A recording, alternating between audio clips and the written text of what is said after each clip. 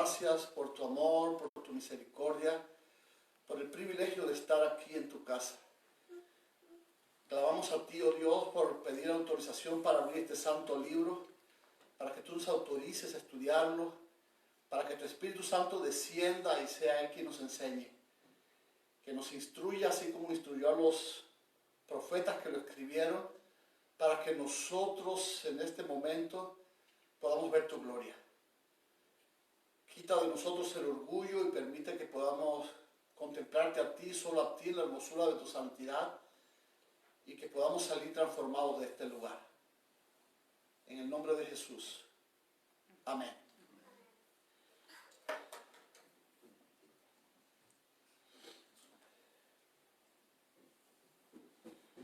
Las genealogías en la Biblia son listados un poco aburridos.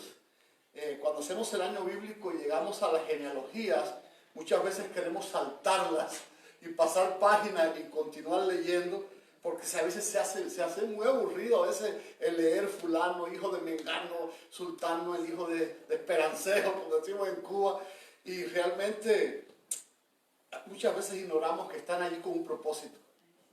Es a través de la genealogía que podemos trazar una línea desde Adán hasta Jesús, o desde Abraham hasta Jesús, y demostrar que ciertamente Jesús era quien decía que era. Pero también las genealogías eran importantes para el pueblo de Israel. Es increíble, cuando el pueblo llega de los 70 años de cautiverio, hubo una familia de sacerdotes que no pudieron demostrar su genealogía. Y por esa razón no se les permitió trabajar en el santuario, servir en el santuario, y no se les permitió ni siquiera tomar de los alimentos que los sacerdotes tomaban. Así que miren cuán importante era la genealogía para ellos.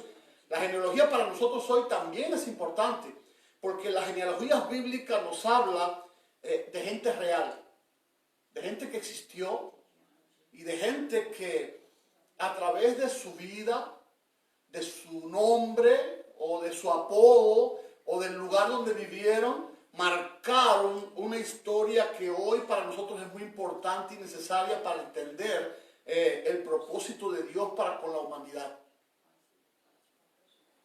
Yo soy de esos que me chocaba un poco las genealogías, hasta que un día llegué a este punto en el que vamos a estudiar hoy. Yo les quiero invitar a ustedes a leer allí en el libro Primera de Crónicas, que es uno de los libros que comienza con genealogías, y allí en el capítulo 4, hablando acerca de los descendientes de Judá. Y les voy a decir por qué me impactó precisamente esta historia. Yo soy de Camagüey, del pueblo de Garrido. En la ciudad de Garrido, la iglesia de Garrido es la iglesia central de un departamento de la delegación central de Cuba. Cuba está dividida en tres conferencias, como llaman acá.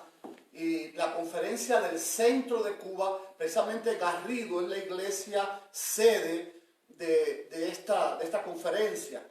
Y pues por razones de errores de mis padres y malas decisiones mías, desde muy niño pues yo fui alcohólico. Y entonces un día borracho me llevan a la iglesia a una muchacha de allí de Garrido, y a mí me impactó aquello. Les voy a decir que yo llegué, era un social, estaban en un patio de la iglesia, los jóvenes jugando, y aquello me impactó. Yo vi a aquella gente tan linda, tan limpia, los veía, me trataron con tanto amor que yo decía, yo soy de aquí, yo necesito estar aquí con esta gente. Porque aunque mi vida estaba bien torcida, yo estaba bien rota mi vida, pero yo sentía asco de mi vida y sentía asco de las personas con las que yo me relacionaba. Y cuando yo conozco a esta gente linda de la iglesia, yo digo, yo soy de aquí. Yo tenía que haber nacido aquí dentro de este pueblo, yo tenía que ser de esta gente. Pero yo empiezo a asistir a la iglesia y yo seguía bebiendo. la iglesia de Garrido tuvo una paciencia conmigo, porque yo llegaba a la iglesia todavía con en Cuba le dicen petaca, a unas botellitas aplastaditas así y pequeñitas y se ponen en el bolsillo.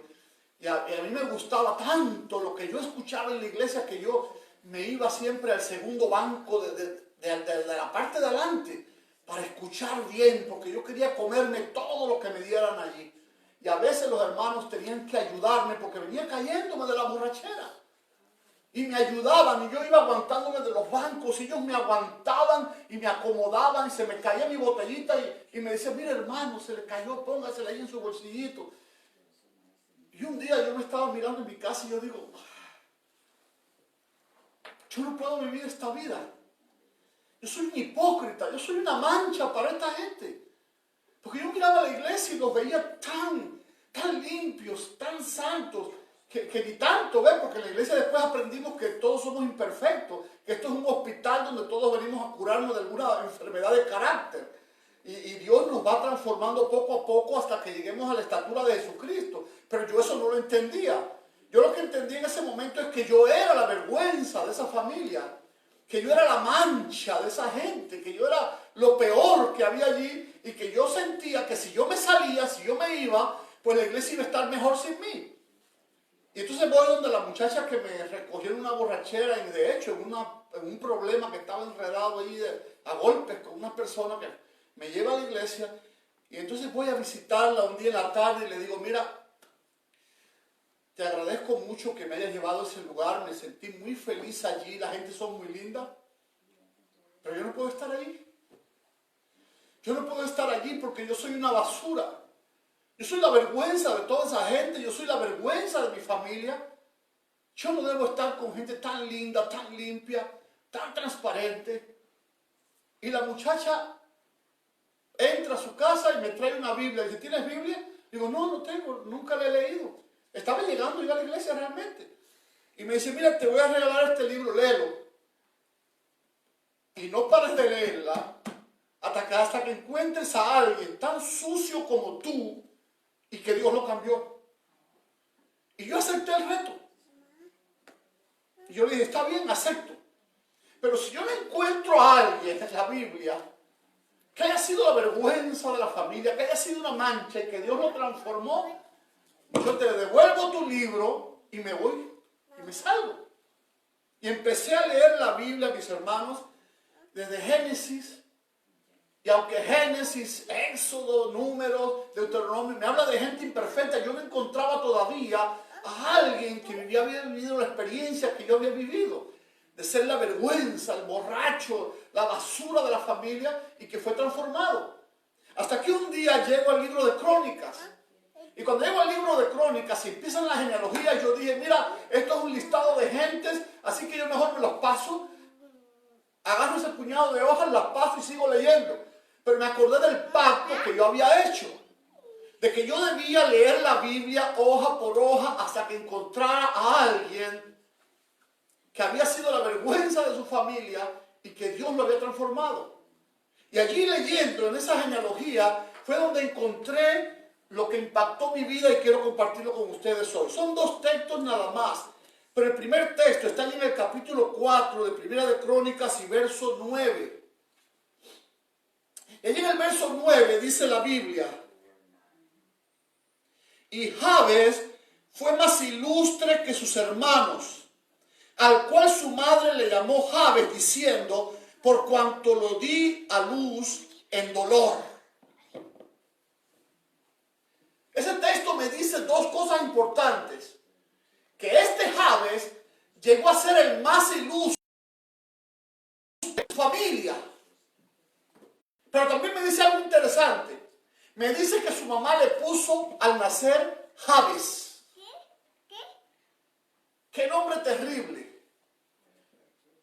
Qué problema tan grande de los padres a la hora de ponerle nombre a sus hijos. ¿No lo creen? A veces escucho nombres por allí que son terribles y los padres no se dan cuenta que ese nombre que le están poniendo a su muchacho es un nombre que lo va a acompañar por el resto de su vida. Los hebreos, en el Medio Oriente, la costumbre es que le pongan el nombre de acuerdo a su carácter o a la misión que va a cumplir o el propósito que va a cumplir en el futuro. Por eso son los nombres que aparecen en la Biblia. Pero lo cierto es que a veces nosotros no medimos esta situación de los nombres. Recuerdo, frente a mi hijo, donde mi hijo vive, o vivió, porque ya se casó, donde mi hijo creció, había una señora que iba a tener su primer nieto. Y estaba muy feliz la señora porque ya venía su primer nieto. Y sale a la calle y encuentra un cartoncito de medicina, de pastillas. Y el cartoncito decía Papaver. Y le puso a su nieto ese nombre, Papaver. Imagínense cuando ese muchacho crece y se da cuenta que su nombre salió del nombre de unas medicinas. Por mucho tiempo yo mismo estuve en guerra, en lucha interna con mi propia mamá. Nosotros somos 7 hermanos. Y a mi mamá se le ocurrió la brillante idea de que a cada uno de sus hijos todos, iban a comenzar sus nombres con la letra G. Y se le metió eso en su cabeza. Y el primer hijo que nace, pues le pone Guillermo. La segunda que nace le pone Grisel. A la tercera le pone Georgina. Al cuarto le pone Gilberto. Y cuando llega a mí, que soy el sexto, el penúltimo de los hijos, entró en apagón mi mamá, perdió la noción. Y entonces me fabrica un nombre con G y me pone Gildemar. Luego nace mi séptimo hermano, el último, y le pone Gabriel. Y cuando yo tengo mi conciencia ya clara, que tengo noción, digo, mi mamá acabó conmigo, ¿por qué no me puso Gabriel? A mí me tocaba Gabriel. Y ustedes dirán, pero ¿cuál es el problema? Es que yo he sufrido demasiado con mi nombre. En Cuba, en ningún lugar donde llegaba nadie me decía mi nombre. No sabía. De hecho, me graduó de mi especialidad, voy a trabajar a un centro, a planta mecánica, y ya prácticamente contratado me dicen, no te podemos contratar. Digo, ¿por qué no? Dice, porque este título no es tuyo. Digo, ¿cómo que no es mío? Cuando me fui me habían puesto mal el nombre en el título de graduado. Tuve que agarrar aquel papel y ir hasta el lugar donde estudié y demandarles. Hasta que por fin me hicieron el título con mi nombre. Y así estuve sufriendo en Cuba hasta el día que salí, por causa de mi nombre. Yo dije, a lo mejor en Estados Unidos me va mejor. No, aquí me va peor. Mi nombre aquí es un verdadero problema para los americanos. De hecho, yo me llamo Gildemar Lázaro Domínguez López. Mi apellido también Domínguez es otro problema. De entrada, cuando llego aquí, me dicen Lázaro López. Por ahorrarse el rollo de decirme Gildemar. Y yo toda mi vida viví amargado con mi mamá por haberme puesto ese nombre. Hasta que un día, revisando la Biblia, encuentro un texto donde la Biblia dice, ahora así dice Jehová, creador tuyo, oh Jacob, y formador tuyo, oh Israel, no temas porque yo te redimí, yo te puse nombre. Entonces me doy cuenta de que Dios fue quien me puso nombre, no fue mi mamá. Y yo llevo mi vida culpando a mi mamá porque me puso el nombre, pero aquí dice Dios que Él fue quien me puso nombre. Luego cuando pudimos estudiar hebreo, me doy cuenta que Gildemar en hebreo significa caballero. Y digo, ¿cómo es posible que una mujer sin estudio me haya puesto un nombre que en hebreo tiene un significado? Entonces vengo a confirmar que es cierto lo que dice la Biblia. Aquí cuando dice que Dios me puso nombre en Isaías 43. Entonces dejé de culpar a mi mamá. Pero lo cierto es que aún mi problema y mi trauma con mi nombre no es tan grave como el de este muchacho. Porque a este muchacho le pusieron Jabes. ¿Sabe qué significa Jabes en hebreo? Dolores de parto. Imagínense ustedes cómo creció, cómo fue la vida de ese muchacho. Cada vez que lo iban a llamar, lo llamaban ¿por qué nombre? Dolores de parto. Cada vez que pasaban la lista en el salón, ahí en la escuela, llegó Dolores de parto, la clase se venía abajo, todo era una burla, todo era un bullying, podemos decirle. Este muchacho vivió una vida terrible y esto seguramente marcó su carácter. Este muchacho me imagino que llegó a ser la vergüenza del pueblo porque ese muchacho vivía, era un antisocial, porque cada vez que llegaba a reunirse y mencionaban su nombre, era como para salir corriendo, para salir huyendo. Pero lo lindo es que este texto me dice que Jabes llegó a ser el más ilustre de su casa. Y ese día Dios me habló a mí cuando yo leí esto. Yo dije, mira cómo Dios hizo de alguien que llevó una amargura, un lastre desde su nacimiento, y Dios lo hizo el más ilustre. Entonces la pregunta que le hice a Dios en ese instante fue, ¿cómo lo logró? Porque yo quiero lograrlo también. Entonces leí el verso que sigue, el verso 10, y allí me habla del secreto de cómo Jabes pudo pasar de ser la vergüenza de su familia a convertirse en el más ilustre de su casa. Y dice el verso 10, e invocó Jabes al Dios de Israel. Mis hermanos, hasta hoy hemos estudiado la oración de una manera distinta a lo que este texto me está planteando. Siempre hemos visto que en la oración hay poder. Hasta tenemos un lema, una frase: mucha oración, mucho poder. ¿Verdad que sí? Una iglesia que ora es una iglesia viva. Una iglesia que no ora es una iglesia muerta. Y está bien, eso está muy bien. Pero hay algo interesante que esta meditación de hoy me enseña. Es que la oración puede cambiar nuestro destino. Y eso fue lo que ocurrió con Jabes. El destino de Jabes cambió completamente cuando Jabes invocó al Dios de Israel. Y aquí se nos presenta, mis hermanos, una de las más hermosas oraciones modelo que aparecen en la Biblia. ¿Saben que tenemos en la Biblia la oración del Padre Nuestro? Que Jesús enseñó a orar a sus discípulos con esa oración modelo y que todavía hoy es un gran modelo para nuestras oraciones.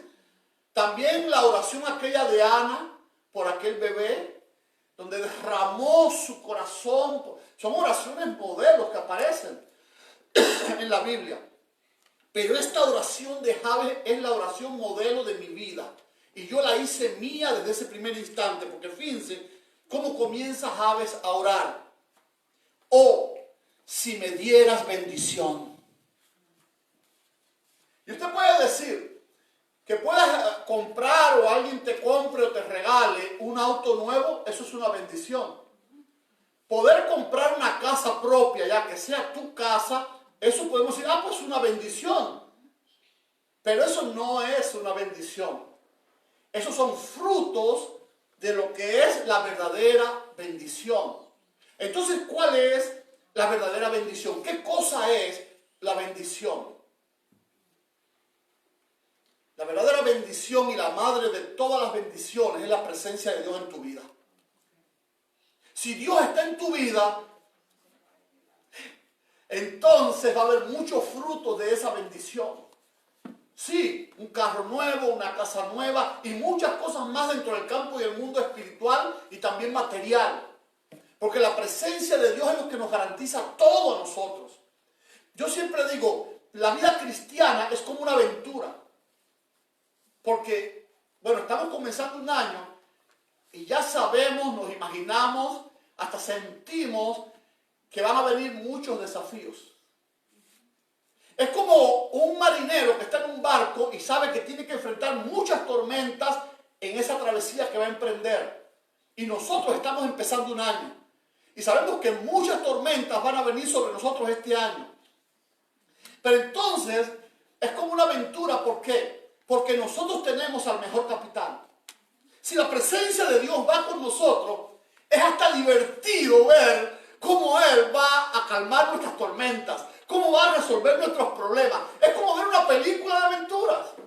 Caminar con Cristo es eso. No es tener temor por las pruebas, no es que tu fe se apague en los momentos difíciles, sino es ver tranquilamente cómo tu capitán, cómo tu superhéroe vence todas las dificultades para en ese año que quizás fue muy trágico para una persona, tú llegas al mes de diciembre victorioso sabiendo que ha sido Dios quien te ha llevado.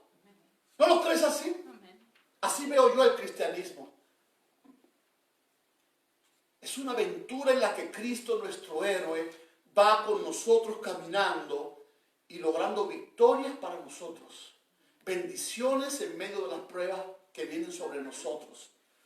Así que yo pienso que si la oración de Jabes hubiera terminado allí, fuera una oración perfecta, porque si por algo debemos pedir este año es por la presencia de Dios en nuestra vida. ¿No lo creen ustedes? Pero lo cierto es que este hombre era ambicioso. Este hombre había sufrido mucho. Este hombre venía de una amargura incontrolable. Él quería más. Y ahora le dice a Dios, oh, si me dieras bendición y ensancharas mi territorio. ¿De qué estaba hablando ahora Jabes? ¿Estaba pidiendo más tierras? No. Cuando analizamos ese texto en el hebreo, esa palabra también se usa para horizontes. Oh, si ensancharas mis horizontes. Oiga, parece mentira, pero es real. Yo en Cuba estudié con campesinos, con gente que no estudiaron. Y yo les llevaba los cursos de la voz de la esperanza. Y yo les hablaba de la Biblia y les decía, busca el texto tal. Y lo buscaban y hasta lo leían en la Biblia.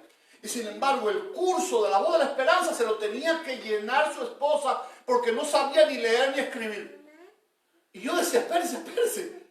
Si usted no sabe leer y escribir, ¿por qué usted sabe leer la Biblia? Y dice, yo no sé. Pero yo la Biblia sí la leo y sé buscar los textos. Búsqueme, dígame un texto. Y yo los ponía a prueba y efectivamente buscaban el texto y lo leían. Porque la Biblia es un libro maravilloso. La Biblia es un libro capaz de que nosotros, bueno, mejor que lo diga ella. Vamos a ir ahí a Timoteo y vamos a ver qué dice Pablo acerca de la Biblia. Ahí en el libro de Timoteo. Vamos a buscar allí. Creo que es segunda de Timoteo.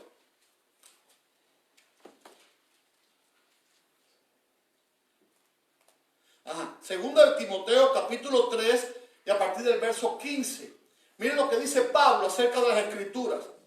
Porque Pablo está elogiando a su hijo Timoteo, que desde bien pequeñito ya conocía la Biblia, dice, y que desde la niñez ha sabido las Sagradas Escrituras. Y ahora dice, ¿por qué era bueno esto? Las cuales te pueden hacer sabio para la salvación. ¿Qué es lo primero que hace la Biblia? Nos da sabiduría para nuestra salvación. Sigue diciendo, por la fe que es en Cristo Jesús. Y ahora nos va a dar detalles acerca de lo que es este libro. Toda la escritura es inspirada por Dios. No es un libro cualquiera. No fue alguien que decidió poner sus conocimientos en un libro. Fue Dios quien llamó a los hombres para poner esta carta de amor y de sabiduría para que llegara hasta nosotros. Es decir, y ahora dice Dios, y útil para enseñar. ¿Qué es lo primero que hace la Biblia? Nos enseña. Número 2, para redarguir. ¿Qué cosa es redarguir? Es convencer. Para corregir. Es decir, que no solo te enseña, no solo te convence, sino que también reajusta lo que está mal en ti. Para instruir en justicia. Es decir, que somos instruidos en la justicia. Pero miren cómo dice el verso 17. A fin de que el hombre de Dios sea perfecto y enteramente preparado para toda buena obra. Es decir, que la Biblia también es buena para que nosotros seamos enteramente preparados para toda buena obra. Y eso es un texto que, aunque no tiene nada que ver con promesa, yo siempre desde que viví en Cuba lo tengo como una promesa. Cuando yo me hice cristiano, yo trabajaba en Planta Mecánica de Camagüey, es un centro tremendo de fábrica de armas, la AK-47 y otros armamentos antiaéreos que se fabrican allí. Era un jefe grande allí también. Y cuando me hice cristiano me corrieron. Y tuve que buscar muchos trabajos. Y yo llegaba a los trabajos que yo nunca en mi vida había hecho. Y me preguntaban, ¿y usted es carpintero? Y yo decía, yo no, pero mi padre sí. Y más que un carpintero. Y después llegaba a mi casa, lloraba y le decía, Señor, conseguí un trabajo por fin y yo no sé nada de eso, pero tú sí sabes y yo sé de Biblia. Y tú prometes en la Biblia que la Biblia me capacita para toda buena obra. Y ser carpintero es buena obra. ¿Y saben qué? En poco tiempo ya yo era un buen carpintero. Así, recuerdo que empecé una empresa en La Habana que hacía muebles para los hoteles. Y era un centro de fundición. Y como eso tiene que ver con lo que yo estudié, pues yo me presenté con todos mis papeles y le digo, mire, yo vengo a buscar trabajo aquí en la fundición. Esto ahora es una fábrica de muebles para los hoteles. Y lo que estamos llorando aquí es por un carpintero. Y digo, pues yo soy ese hombre. Y me contratan sin hacer una investigación que las hacían. Aquí era un proceso tremendo. Y Dios permitió que me firmaran allí. Y yo llego a mi casa llorando. No tenía ni herramienta. Un martillito con un cabito así cortico en lo que tenía. Y le digo, Señor, me encierro en mi cuarto. Y le digo, ya dije que sí. Ahora tú me tienes que enseñar a ser carpintero. En menos de un mes yo estaba haciendo ya muebles para los mejores hoteles de ahí de La Habana. Porque yo creía en esa promesa de que la Biblia te hace enteramente preparado para toda buena obra. No importa si no sabes de ningún oficio, si sabes de Biblia, el resto lo pone Dios. Porque la Biblia es capaz de prepararte para todo lo que sea buena obra. Y a este muchacho le está diciendo a Dios, amplía mis horizontes. Yo quiero poder entender la ciencia de la salvación. Yo quiero tener la sabiduría tuya para poder testificar de ti. Ensancha mis territorios, ensancha mis horizontes. Y esta oración hasta allí pues estaría perfecta, pero ya te digo, este hombre era muy ambicioso. Este hombre quería más y le dice ahora a Dios, y si tu mano estuviera conmigo. Imagínense ustedes, si la diestra de Dios va contigo, ¿quién puede derrotarte? ¿Quién puede derribarte? Imagínate este año que ante nosotros ahora es algo incierto, porque no sabemos qué va a pasar mañana. Somos humanos. Y miramos este 2023 con una expectativa tan negativa, porque se dicen tantas cosas. Yo no sé por qué la gente siempre se las arregla para cada vez que va a empezar un año. No, que vienen nuevas leyes. No, que vienen... Es para asustar a las personas. Yo no sé qué pasa. Y siempre empezamos con miedo los años. Pero lo cierto es que si la mano de Dios está con nosotros, nada nos podrá derribar en este 2023. Si tenemos sueños, si tenemos planes para este año, confía que la mano de Dios te va a guiar para que tú los consigas, para que tú los logres. Y era por si fuera poco, ya este hombre podía haber terminado allí, sigue pidiendo más. Y dice, y si me libraras del mal para que no me dañe. Mis hermanos, ¿qué está pidiendo este hombre ahora? Este hombre sabe, ya conoce lo dañino que es el pecado. Cuánto nos destruye, cuánto nos hace sufrir, cuánto nos daña el pecado. Y ahora este hombre que está entrando en una relación con Dios, que está entrando en un pacto con Dios, él sabe que el pecado puede malograr todo esto que ha estado pidiéndole a Dios. Y ahora dice a Dios, si me das todo esto que te he pedido, ahora te voy a pedir lo último. Por favor, que el pecado esté lo más lejos posible de mí. Apártalo porque yo soy basura. Yo puedo caer en cualquier momento, Señor. Aleja el pecado de mí porque yo no quiero ser dañado por él.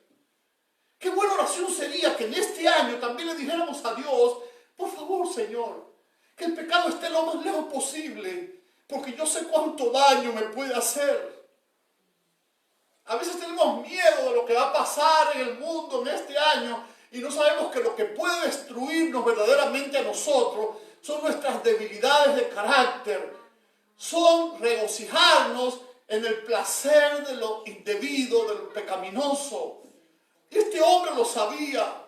Este hombre quería que en esta nueva vida que estaba empezando con Dios, que el pecado no tuviera parte con él, porque él quería lograr esos sueños, él quería tener la experiencia de tener un Dios presente, de un Dios que le diera sabiduría, de un Dios que lo esforzara, de un Dios que lo guiara por el camino del éxito y la victoria. ¿No será bueno para nosotros también? Que a partir de, además de pedir todo lo que estamos pidiendo para este nuevo año, también le pidamos que el pecado esté lo más lejos posible, para que no nos dañe. Y cuando usted analiza esta oración, usted dice, este hombre se volvió loco. Este hombre está pidiendo cosas y cosas y cosas. ¿Qué oración más ambiciosa? Pero ¿sabe lo lindo de esa oración? Lo lindo de esa oración no es que Jabes fue ambicioso pidiendo, sino que él sabía a qué Dios le estaba pidiendo. Miren cómo termina el texto. Y le otorgó Dios todo lo que Jabes pidió. ¿Qué clase de Dios tenemos tú y yo? Que no importa cuán ambiciosa sea tu oración, que cuán ambiciosa sea tu petición, sabemos que estamos dirigiendo nuestra oración a alguien que te lo puede conceder. A un Dios que se goza en complacernos en nuestras peticiones, en nuestras oraciones, en nuestros sueños, en nuestros planes. Y ese, mis hermanos, es el mensaje que quiero dejar para ti en este comienzo de año. Este año puede ser el más difícil de nuestra historia, pero tenemos un Dios al que le podemos pedir con ambición, en abundancia, porque debemos estar seguros de que ese Dios es capaz de concederlo. Y es un Dios que realmente quiere caminar con nosotros este año que está comenzando. Y Él se va a sentir feliz por amor de su nombre, que al final de este año, en diciembre, tú puedas decir, Dios mío, te pasaste. Porque Dios es así. Él dice que da para que sobreabunde. Y muchas veces lo he podido comprobar con mis oraciones, que aunque son ambiciosas como las de Jabes, porque lo aprendí de él, siempre veo que Dios siempre me da más de lo que le he pedido. Y este año, mis hermanos, no va a ser la excepción. Podrán venir leyes nuevas, podrá haber movimientos mundiales, podrá pasar lo que sea. Pero el Dios todopoderoso, el Dios todo misericordioso que hasta hoy nos ha conducido y nos ha cuidado, también quiere caminar el 2023 con nosotros. Y por eso le doy la bienvenida al grupo de West Frankfurt y también a los hermanos que a través del internet nos han seguido siempre, que no tenemos nada que temer. El 2023 va a ser un año de éxito, porque Dios va a acompañarnos desde enero hasta diciembre. Y va a ser feliz de cumplir todas nuestras necesidades, peticiones, planes y sueños que pongamos a sus pies. Dios les bendiga en esta tarde. Que empecemos este año con la seguridad de que no estamos abandonados en este planeta. Tenemos un Dios que todavía pelea por nosotros. Dice el libro de Habacuc 2:20, Jehová está en su santo templo, calle delante de él toda la tierra. Ahí no está hablando de regencia. Ahí está diciendo, todavía Jehová está sentado en su trono. Nadie lo ha destronado. Él todavía es rey. Y si todavía Él es rey, los hijos del rey van a vivir este año de gloria en gloria y de victoria en victoria. Dios te bendiga, en mi oración para ti en este primer sábado de este año. Dios te bendiga. Vamos a cantar un himno y vamos a tener una oración. Yo quisiera pedirte el mismo que te pedí.